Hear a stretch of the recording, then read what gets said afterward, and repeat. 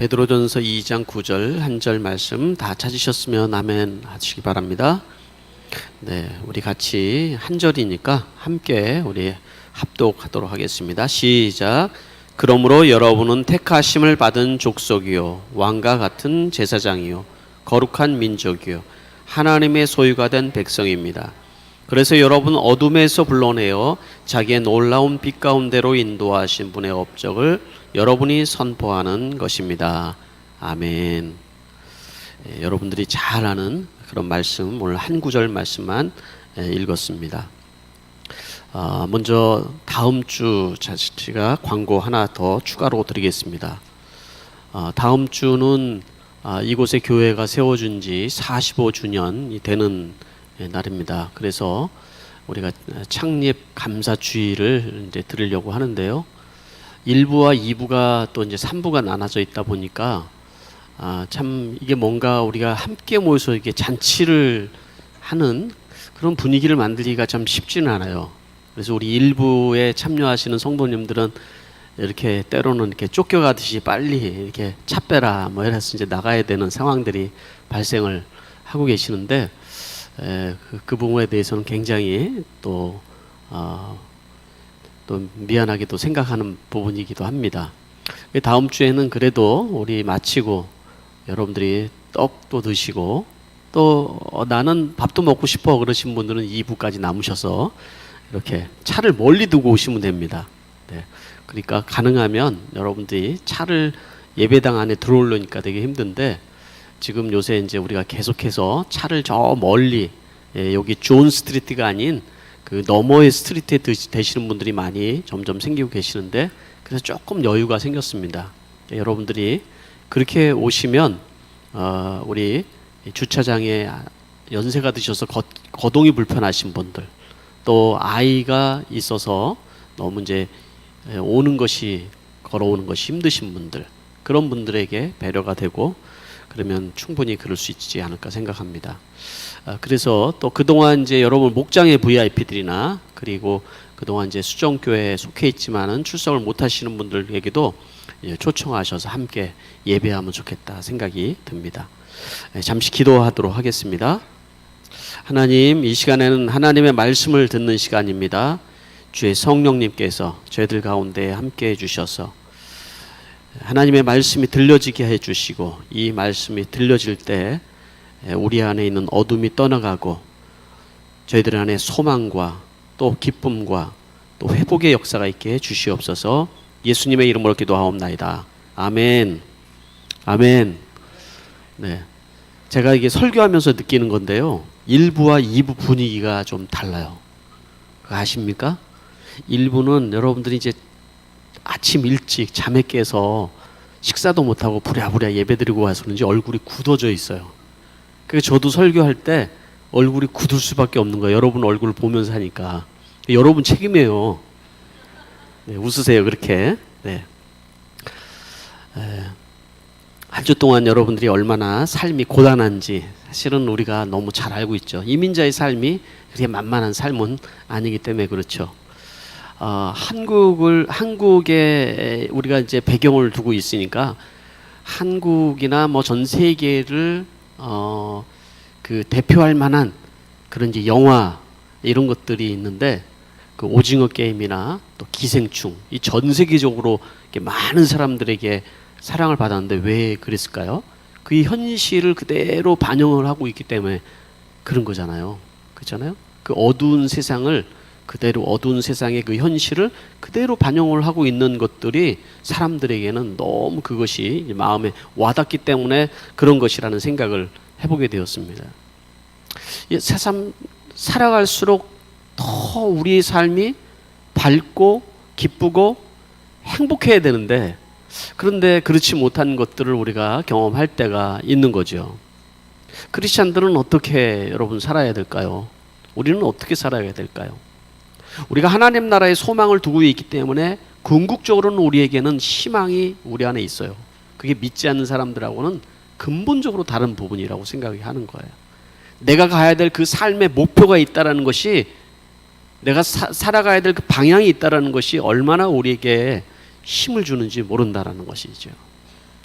그럼에도 불구하고 크리스찬으로서 이 땅에 우리가 살아가는 우리들에게도 여전히 그 어두움은 있다는 것을 우리는 인정을 하는 것이죠. 하나님은 우리가 그 어둠에 묻혀 사는 것이 아니라 빛으로 나아가 살아가는 삶을 살기로 원한다는 것을 우리가 믿어야 됩니다. 어떻게 해서든지 우리가 하나님은 우리에게 복을 주시길 원하고 우리에게 은혜 주시길 원하고 우리가 행복한 삶을 살기를 원하시는 분이시기 때문에 그렇습니다. 궁극적으로 우리는 그 영원한 하나님 나라에서 영생 복락을 누릴 사람이지만 이 땅에서도 여러분 우리는 하나님의 나라를 우리 누리며 살아가야 되는 거예요. 제가 오래전에 설교를 했었고 또 생명의 삶을 가리킬 때도 제가 여러분들에게 소개하는 통계가 있습니다. 이건 제가 그 통계 자료를 직접 본 거는 아닌데 어떤 목사님, 치유 사역을 하시는 목사님이 그 통계를 이렇게 듣고 제가 약간 그렇구나 하고 생각했던 부분인 거예요. 그게 뭐냐면 이 땅에 살아가는 크리스찬들 2,000명을 대상으로 조사한 통계예요. 그 통계에서 50%에서 60%의 사람들이 평범함의 이하의 삶을 살고 있다는 거예요. 놀랍지 않아요? 여러분? 예수 믿으면 모든 거 다 잘 살아야 되는데 50%에서 60% 되는 사람들이 평범한 하나님께서 우리에게 주신 그 복락의 평범함의 이하를 살고 있다고요. 그리고 약 한 30% 또 좀 약간 못 되는 그 퍼센테이지 사람이 하나님이 우리에게 주신 그 평범함의 그 이상의 삶을 누리고 있는 거예요.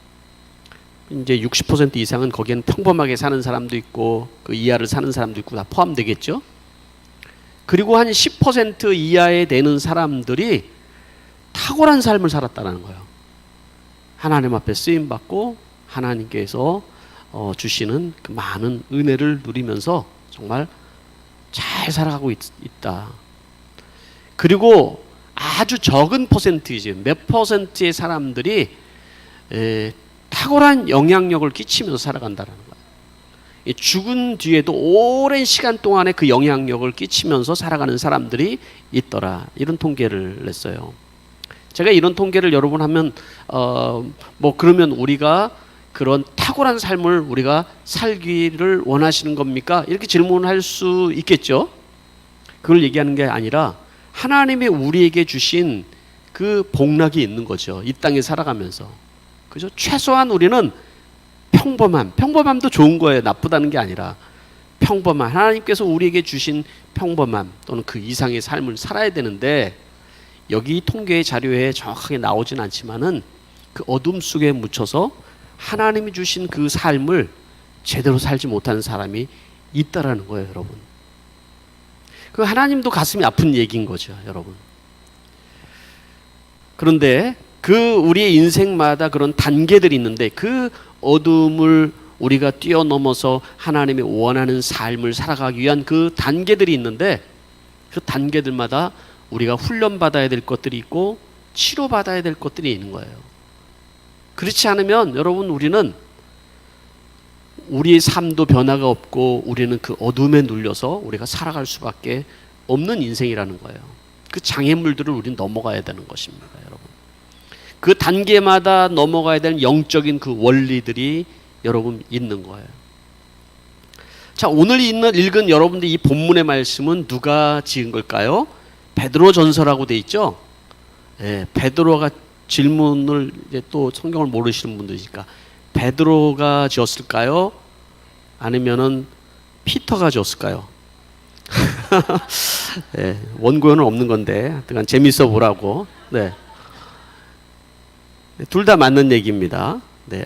베드로가 지은 이 말씀에 베드로는 자기의 그 배경을 자기의 경험을 통해서 이 말씀을 쓰고 있는 거예요. 그냥 근거 없이 얘기한 것이 아니라 지금 이 베드로가 이 글을 쓰고 있는 그 배경은 AD 64년 정도, 그러니까 굉장히 황제 숭배가 아주 그 있었던 시대이고 믿는 것만으로도 고통스러운 삶을 살아가고 있던 시대인 거예요. 그죠? 근데 베드로가 지금 이 얘기를 하는 것은 자기 얘기를 하면서 했다고 생각이 드는 것이, 베드로 하면 여러분 어떤 사람이에요? 평범한 어부, 그죠? 어떻게 보면 평범하지도 못한 그냥 어부로서 그냥 근근히 살아가는 그런 평범한 사람이었는데, 그가 예수를 만나고 변화된 것이 아니라 수제자임에도 불구하고 그는 딱지가 하나 붙었죠. 뭐예요? 배신자예요. 배신자의 그런 배신자를 예수님께서 찾아와서 몇 번을 만나주시고 밥도 사주고, 그러면서 예수님이 십자가에 죽으시고 부활하신 다음에도 또 찾아오셔서 베드로가 변화가 일어나죠. 그리고 이 변화된 성령을 받은 다음에 그는 정말 탁월한 인생, 지금까지도 그 영향력을 미치는 그런 삶을 살았음을 우리는 알고 있는 거예요. 베드로 하면은 여러분, 우린 좋은 거를 많이 기억하지만 굉장히 추한 사람일 수 있는 거예요. 그죠? 예수님을 3번이나 부인했던 그런 사람이었으니까. 이런 사람을 하나님께서 불러서 쓴다는 것도 참 놀라운 일이에요. 이 평범한 사람, 그 이하에 어떻게 보면은 예수님을 배신했던 그런 사람을 쓴다는 것도. 이 글도 지금 베드로는 굉장히 무식한 사람이거든요. 글을 못 써요. 그런데 실로아노라는 그런 사람을 통해서 대피를 하고 있는 거예요. 대피를. 이런 사람이 지금 이렇게 영향력을 끼치는 인생을 살았다. 우리는 희망이 있는 거예요. 베드로 같은 사람도 쓰는데 우리 같은 사람은 못 쓸 일이 하나님이 하나도 없네 라는 생각을 우리는 할 수 있는 거잖아요. 베드로 인생의 전과 후는 무엇 때문에 했죠? 성령이 그에게 임한 사건 이후로 거예요. 베드로가 한번 설교할 때 3,000명이 회개하는 그런 역사가 있었던 그런 놀라운 영향력을 끼치는 사람이었잖아요. 그죠?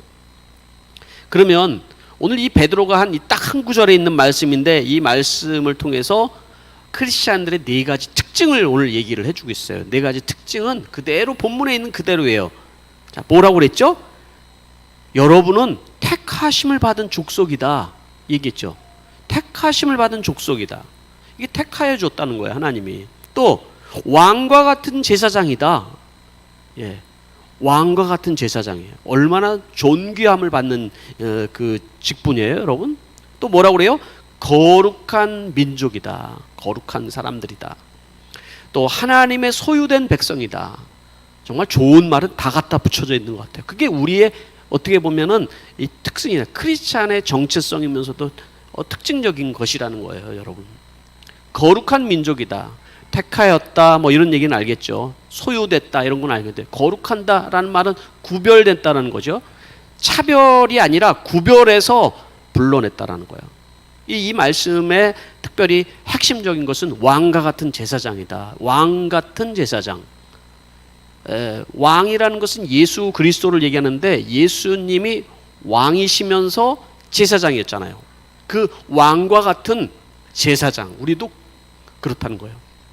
예수님께서 십자가에 죽으시고 하나님께로 우리를 인도하는 제사장이 되신 것처럼 우리도 그런 제사장의 역할을 하는 사람이다 라는 거죠.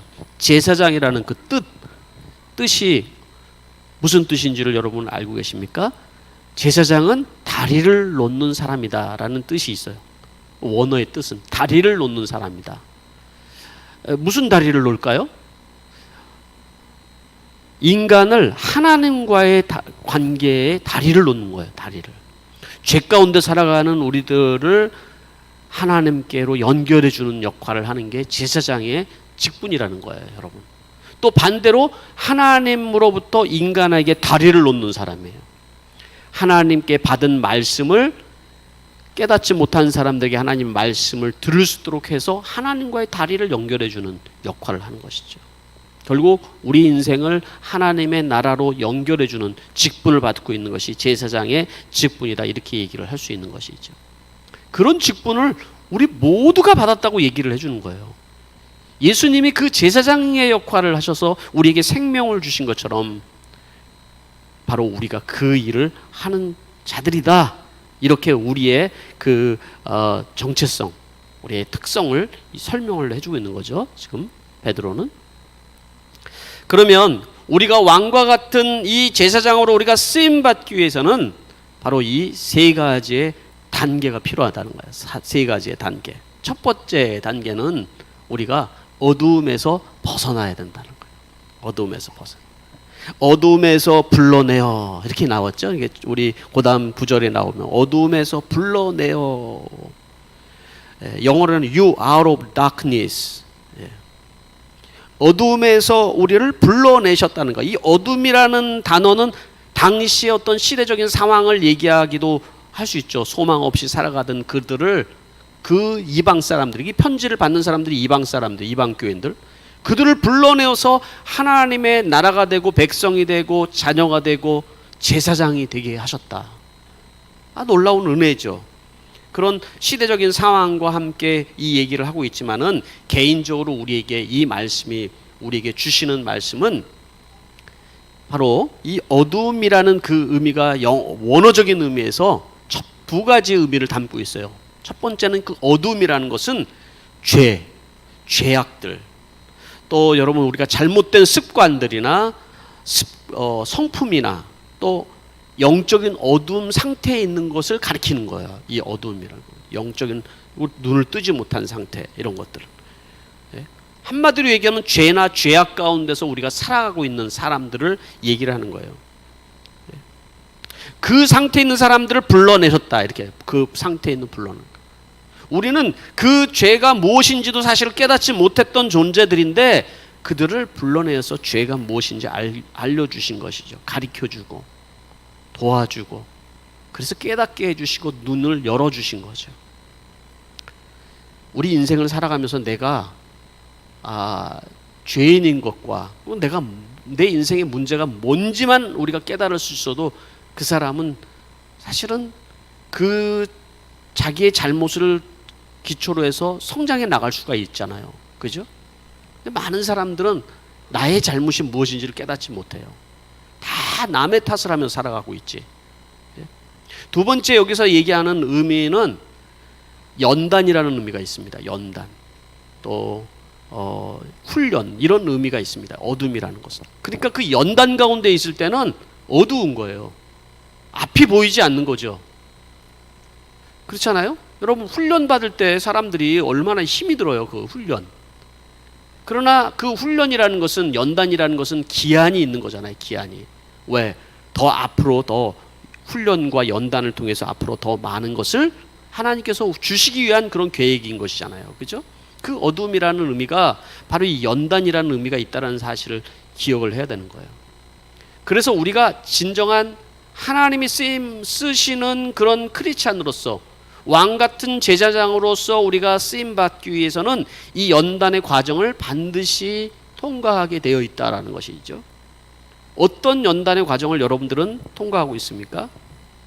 여러분, 어떤 사람들은 이제 환경적인 연단을 받는 분들도 있어요. 환경적으로.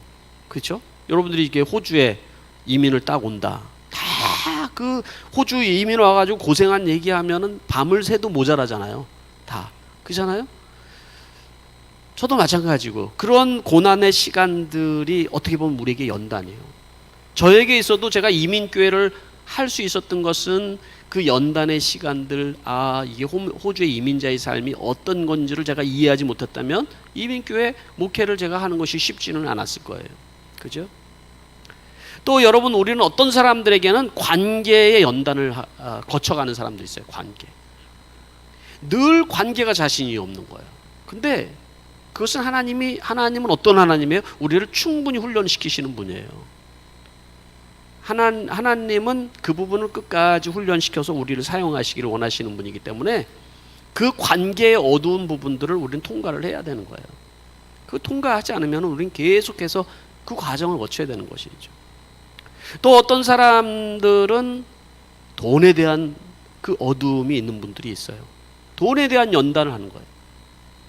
그러니까 늘 항상 근심하고 걱정하고 염려하고 좌절하는 게 돈 때문에 그런 거예요. 돈 때문에. 사실 우리 모두가 다 그런 비슷한 부분들이 우리 안에 사실은 있는 것이죠. 그죠?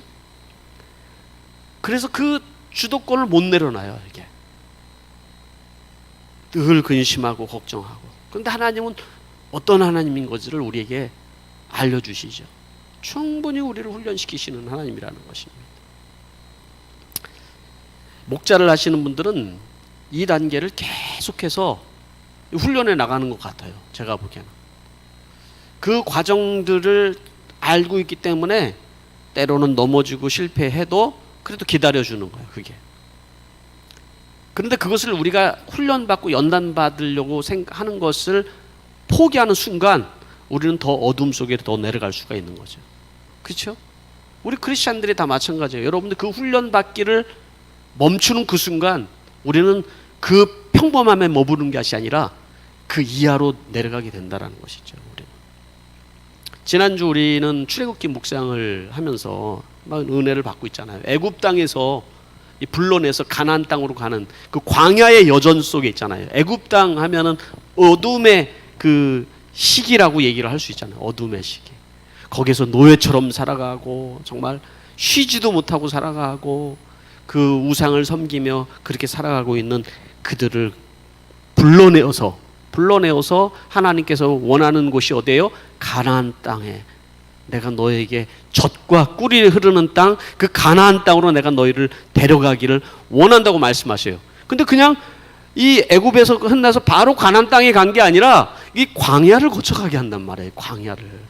그게 연단의 시간인 것이죠. 어둠의 시간인 것이죠. 근데 이 광야의 시간을 잘 거쳐간 사람이 있는가 반면에 이 광야에서 죽은 사람들이 있어요.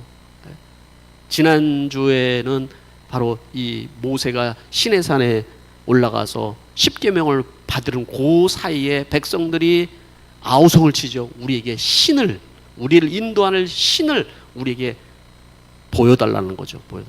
보이는 신을 원하는 거. 보이는 신. 그 아론이, 제사장 아론이 하나님의 말씀이 없으니까 그러면 너희들 금부치 있는 거 이런 거 다 가져와라. 그래서 금부치를 다 녹여가지고 뭘 만들었어요? 황금으로 된 송아지를 만들었어요. 이게 너희를 인도할 신이다. 그렇게 그 신 앞에서 막 이제 그 있는 것들을 보고 하나님께서 그들을 다 진멸하시겠다고 하는데 모세가 간절히 하나님 앞에 기도하죠. 이 백성을 살려달라고 얘기를 하죠. 그럼에도 불구하고 3,000명이나 되는 사람이 여기서 죽게 되는 그런 아주 엄청난 사건 이야기가 있었어요. 그런데 저는 이 묵상을 그 큐티 묵상집을 읽다가 거기에서 설명하는 부분에서 딱 눈이 딱 멎었던 부분이 있어요. 이 이스라엘 백성들이 우리에게 보이는 신을 우리에게 달라고 얘기하기 전에 그들은 이미 타락의 징조가 있었다는 거예요. 타락의 징조. 그 타락의 징조가 뭐였냐면 불평하고 원망했다는 거예요. 불평하고 원망을 계속 해왔다는 거죠. 왜 불평하고 원망이 그에게 있었을까요? 하나님을 신뢰하지 않는 거죠.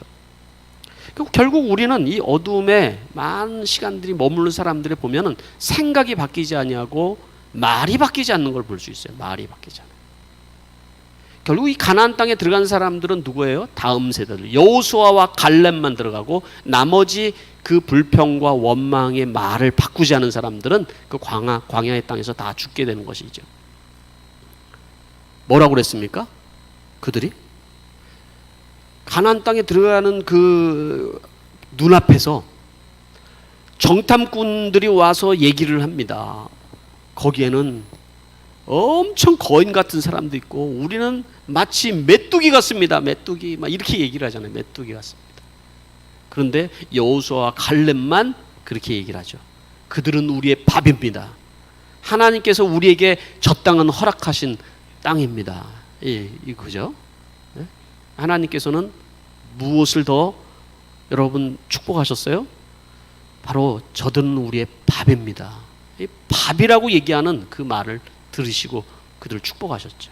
우리는 메뚜기입니다. 메뚜기. 우리가 메뚜기입니까, 여러분? 자기들이 메뚜기라는 거예요. 여러분, 하나님께서는 우리는 어둠에서 불러내어서 우리는 빛으로 우리를 인도하시기를 원하시는 분입니다.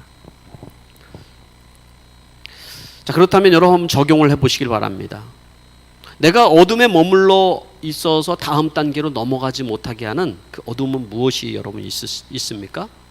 어떤 것이 여러분, 내가 계속해서 어둠에 머물러 있게 만들고 내 인생을 어둠 속에 머물게 하는 것이 있을까요? 베드로 사도는 오늘 이 말씀을 지금 우리 9장만 읽었는데 1절 말씀에 이렇게 얘기를 하고 있어요. 그러므로 여러분은 모든 악독과 모든 기만과 위선과 시기와 온갖 비방하는 말을 버리십시오. 가난한 아이들처럼 순수하고 신령한 젖을 그리워하십시오. 뭐라고 했어요? 신령한 젖을 사모해라. 하나님의 말씀을 사모하라고 얘기를 하죠. 악의와 기만과 위선과 시기와 온갖 비방하는 말을 버리고 순전하게 하나님의 말씀을 사모하면서 그 말씀으로 우리가 훈련받아야 될 것을 얘기를 해주고 있는 거예요. 이 어둠의 단계에서 넘어가기 위해서는 하나님의 말씀으로 우리는 계속해서 날마다 묵상하고 또 훈련하면서 우리 안에 있는 그 어둠을 몰아내야 되는 것이죠. 두 번째는 뭐라고 얘기를 합니까? 빛 가운데 거한다는 거예요. 빛 가운데 거한다. 자기의 놀라운 빛 가운데로 into his wonderful light라고 이렇게 되어 있죠. 자기의 놀라운 빛 가운데로 하나님은 우리를 인도하신다는 거예요. 빛 가운데. 이게 하나님이 우리를 인도하시는 목적이죠. 목표인 것이죠. 여기서 얘기하는 이 놀라운 빛이라는 그 의미, 그 wonderful light라고 얘기하는 그 말이 무엇일까요, 여러분? 그리스도 안에 있는 하나님이 우리에게 주신 생명의 빛이기도 하지만 뿐만 아니라 여기서는 성령을 의미하기도 하는 것이죠.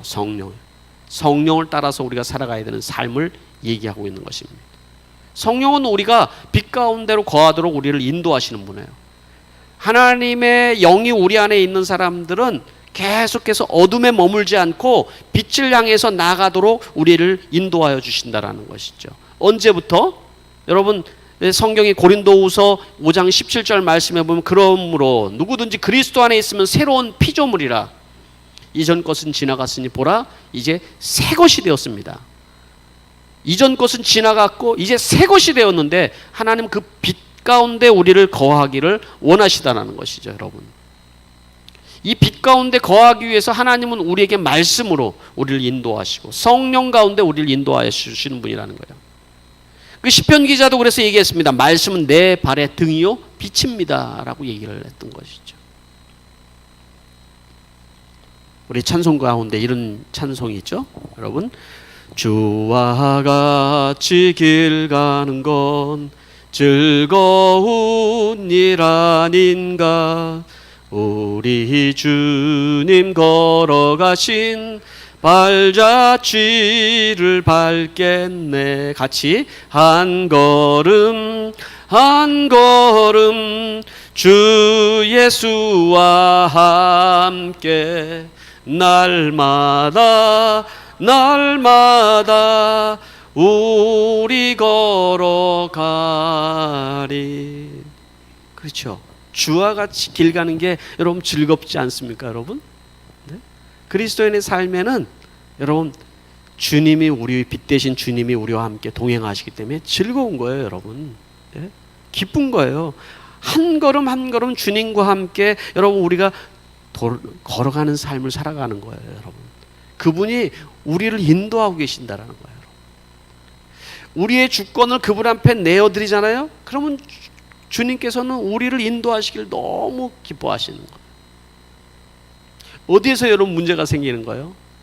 내 주권을 내려놓지 못하고 내가 하고 싶은 대로 하고 내 뜻대로 하고 싶고 내 목표대로 하고 싶고 자꾸 그럴 때 우리는 주님이 우리를 인도하시고 그 즐거움이 우리 안에 사라지는 거죠. 그 즐거움. 여러분 한번 적용을 해보시기 바랍니다. 여러분들의 삶은 주님과 함께 동행하며 즐겁습니까? 3분의 1만 대답하셨어요.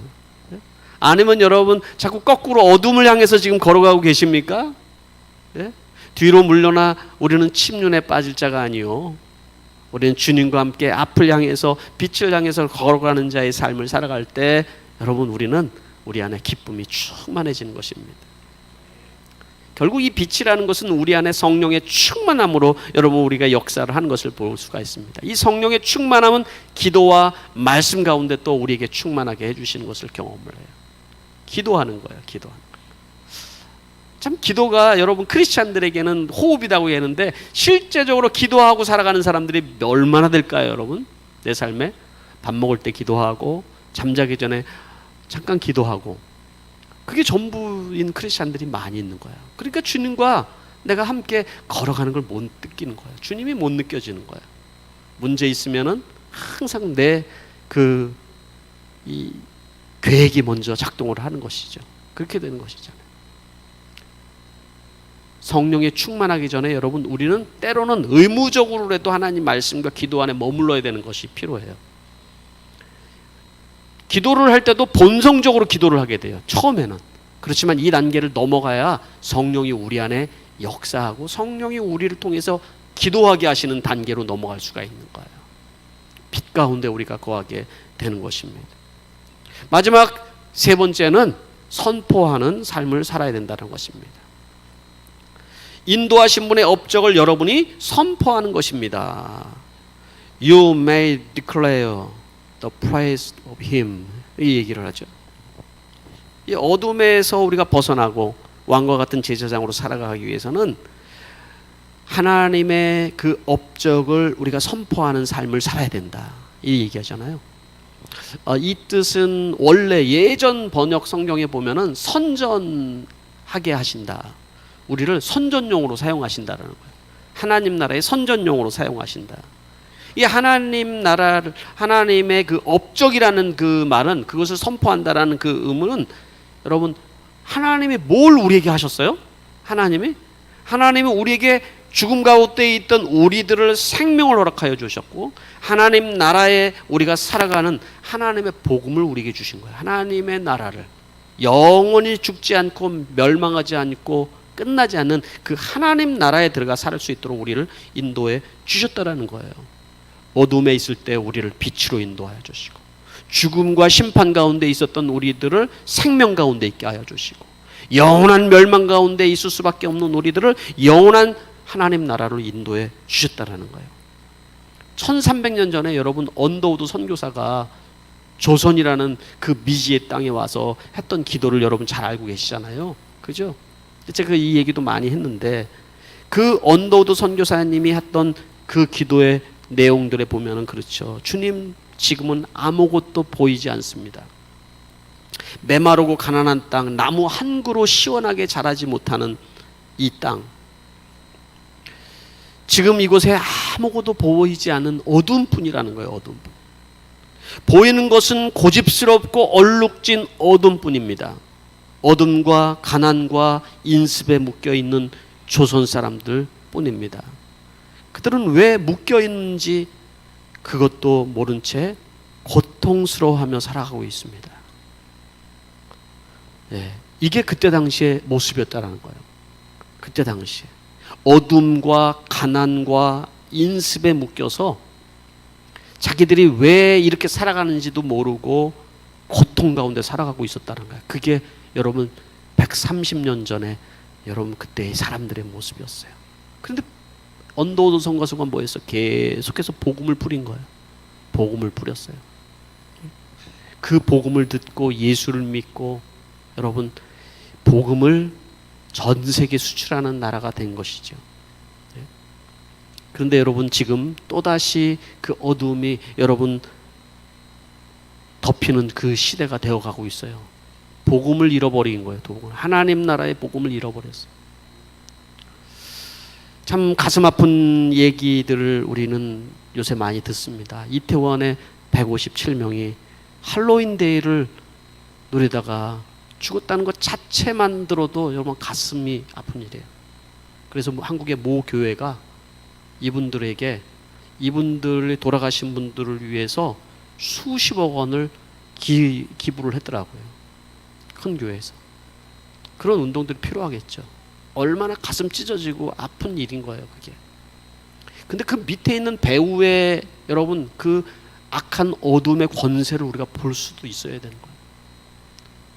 우리가 선행도 해야 되지만 그 어둠의 권세들, 그 할로윈 데이를 여러분 왜 합니까? 귀신 복장을 입고 죽은 사람 모습을 하고 그리고 악마의 형상을 하면서 그런 파티를 누리는 그런 문화가 여러분 한국에 있었던가요? 여러분?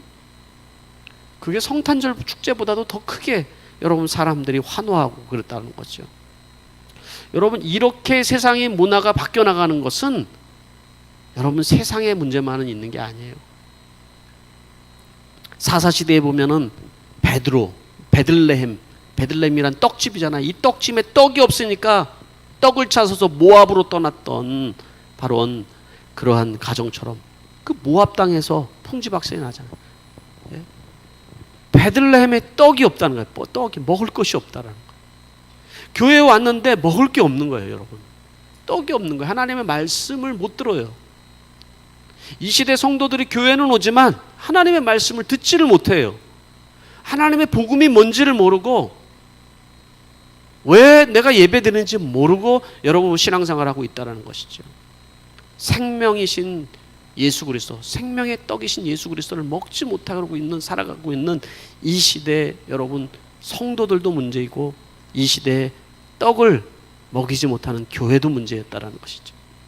우리가 다시 한번 우리 자신을 한번 돌아봐야 되는 거예요. 이 세상의 어두움에 여러분 누구의 책임을 돌리기 전에 떡집에 떡이 없었구나. 여러분의 목장에서도 하나님의 말씀의 떡이 있어야 되는 거예요.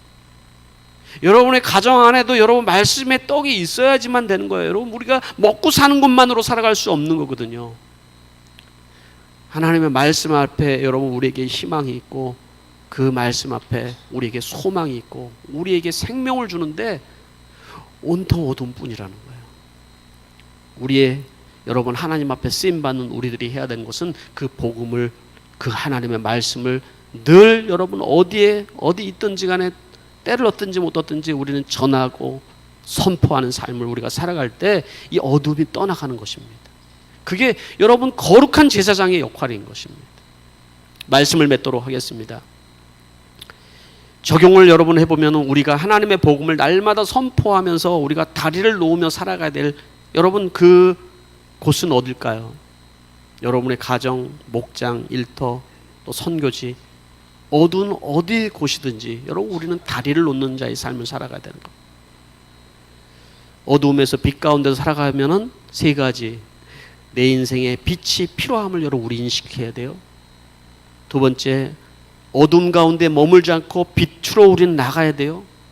세 번째, 하나님의 업적, 하나님 나라의 복음을 선포하는 자의 삶을 우리가 살아야 될 줄 믿습니다. 이 시간에 기도하도록 하겠습니다. 우리가 1분 정도 오늘 주신 말씀 가운데 성령께서 여러분들에게 말씀하는 것을 붙들고 기도할 수 있게 되길 바랍니다. 우리 함께 1분 정도 기도합니다.